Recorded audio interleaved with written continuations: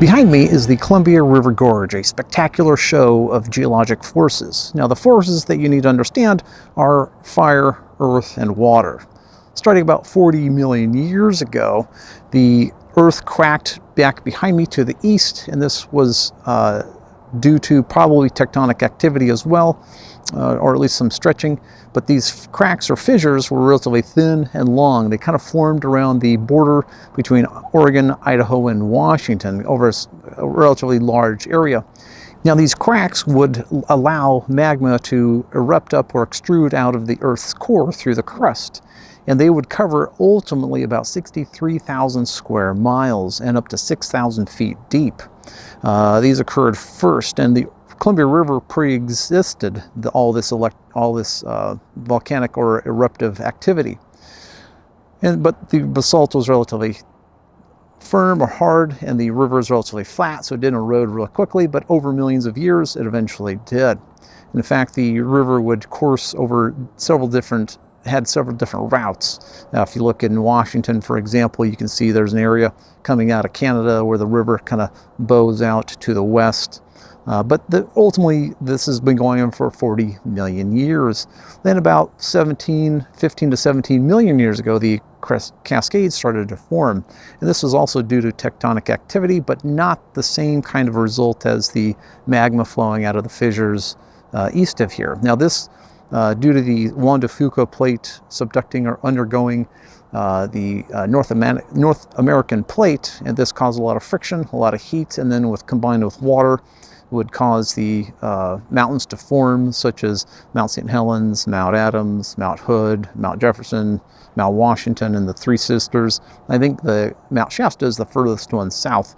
But these mountains, these Cascade Mountains, run parallel to the coast, which is parallel to the subduction zone of the Juan de Fuca plate and the North American plate. But this is a different type of volcanic activity as compared to the Columbia River basalt group, which there are four major divisions. But essentially you have east of here fissures forming, allowing molten lava to come up and spread out in a very large, broad area. And then you have the Cascade Mountains forming volcanoes, and they also spread throughout. Now you can tell these layers behind me and on both sides are more likely due to the salt that has flowed out or flooded out. They call it flood basalt because it's all has a relatively consistent layering. The layers are all consistent and relatively flat, kind of sealing in time, if you will, the evidence that this area was flat and had to pre-exist the mountains. And this also shows that the river pre-existed the lava flow. Another aspect to understand what you're seeing is that as the oceanic plate or Juan de Fuca plate has pushed into the continental plate, this has caused kind of the Oregon portion to rotate clockwise and causing the western portion to tilt, and they tend to tilt and face southward. The Oregon side's a little more variable. Further west of here, the basalt is eroded pretty much as a cliff, pretty much straight up and down, but behind me you get some tilting either east or northward. There are some places where and so you can see the variation that the western or the Washington side is tilted southward pretty well, and then the Oregon side is either straight up and down or tilted in some other direction. So that just gives you a good idea that the tectonic activity underneath is having multiple complex effects on the geology here. And again, throughout all this time, you're going to have to remember that the Columbia River itself is eroding or incising through the basalt. It's not caused, most of this is not caused by the Missoula floods. Of those, there are over about 100 of those floods, and essentially the ice caps or glaciers starting in Canada would work their way down into the Montana area, block off a major valley. The ice could be up to a mile thick. The water builds up behind that for thousands of years, and eventually, due to pressure and heat and all this, the ice dam would break and cause a massive flood 600 feet deep. Water would reach up to 60 to 65 miles per hour, bring along with it sand, gravel, boulders, large boulders, and that would scour out the Columbia River Gorge. But again, most of the activity is done by the Columbia River itself, but you have two erosive effects. You have two volcanic or magma type effects. So there's at least those four factors going on, forces going on that have created this. And again, it's all occurring simultaneously, or not all simultaneously, but it's all occurring along with the erosion from the river. And so that leads to another interesting phenomenon that forms the river as it is today, is that because the Washington side is facing south, and there'd be some sedimentary layers between the lava flows, when the top layer of basalt would crack, water would get down into it and then get into the sediment below, or between, it's kind of like a sandwich in a way, the sediment, and then it would, if enough water got in there, it would turn it into a mud or a slurry, and then it would just slide down. And for example, you have the Bonneville slide that occurs at the Bridge of the Gods at Cascade Lakes, and what you see is this large chunk of land, earth, moved down and pushed the river over. Now, eventually initially that dammed the Columbia up. I can't remember how many feet, but eventually that was circumvented or overcome, and then the river again reestablished its flow to the Pacific Ocean. Another interesting, kind of going back a little bit, another interesting fact is that the Columbia River has had multiple pathways. There are some areas along here where if you go up 800 to 1,000 feet above the river, you'll find round cobblestone caused by the action of the river smoothing out angular rocks into smooth stones. And again, this is just more evidence that what you're seeing now, what's amazing about this is it's so big, it's so complicated, and it has taken yet such a long time. This is kind of objective evidence, or a way that you can objectively see history of 20 plus 30 plus million years, and then a lot of things happen for a reason. Again, just the slides that happen, why this is we think of this as continent, but actually this is all what you're seeing is basalt. This is not actual continental crust, if you will. This was formed by accretions, and if you understand that too, Oregon, largely the west coast actually, but Oregon specifically, is formed by accretions, or basically masses that are formed elsewhere, either islands like Hawaii. The Blues Mountains in northeast Oregon are from Asia, based on fossil records. The Klamath Mountains are also from some other place that did not. The Klamath Mountains are from some other location. They did not form where they currently are. And so really what you have is an amalgamation of multiple geologic forces forming Oregon and the West Coast. But again, that's what makes this all so fascinating, is just understanding that erosion and water, you got magma coming up, either spewing through cracks in the ground or from volcanoes. And this is due to the Yellowstone. Actually, the cracks in the east of here are probably the source of the magmas, the Yellowstone hotspot, which is now under Yellowstone and causing all the volcanic activity there and the geysers.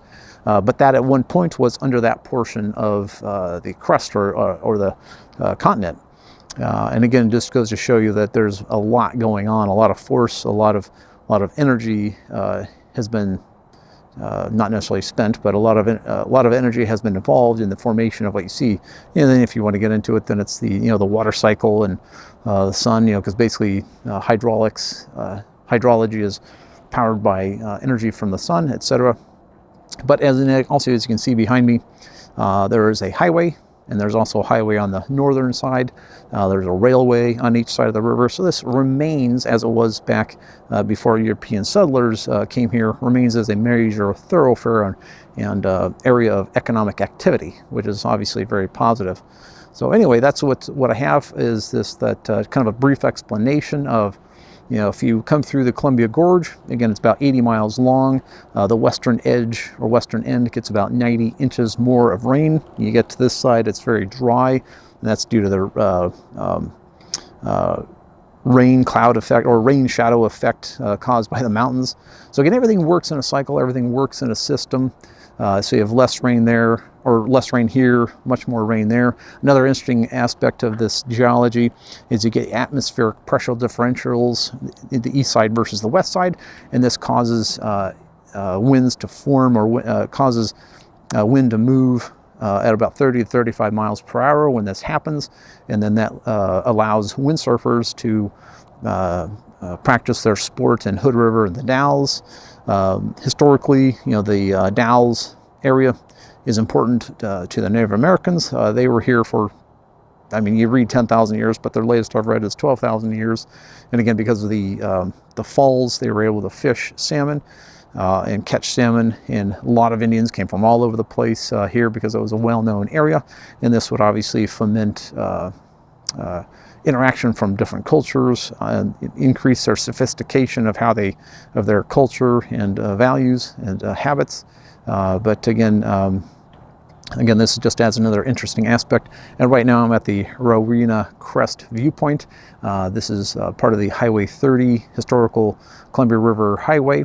And it's not used so much anymore. It's more, and it was actually originally intended as more of a enjoyable drive, more of a scenic drive. The road itself conforms to the land to show it off. It was not intended to get from point A to point B for commercial purposes, and so they expended and made sacrifices to go out of their way to conform the road to the gorge. And again, so it's a fascinating little piece of history there. You have the Mosier tunnels.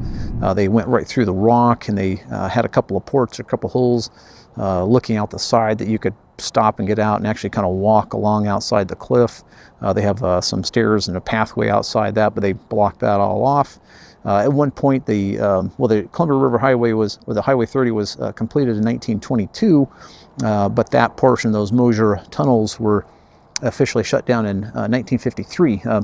If you were to go there, you would see that I don't quite know why this area had such a problem, but the cliff is right there alongside the paved road. And apparently boulders would fall down, and eventually they just thought there must have been too many close calls and just decided to shut it down in 1953. So only, 31 years after it opened. And then at some point, I think they filled the tunnel with rubble. But later, I can't remember, the early 2000s or so, they decided to clean it up and keep that portion of the Columbia River Highway open as a tourist attraction and a route that you can go on by foot or bicycle. So if you want to do that, and the western portion you can still drive on and get to all the falls. You have Latourell Falls, Waklela Falls, of course Multnomah Falls, which is about 620 feet high. You have Horsetail Falls as well. And back behind me, you get away from the falls, but then you have some side canyons where the Missoula Ice Age floods would scour out the low points along the canyon or the gorge. And for example, Philippi Canyon, I'll have some video of that here, but you'd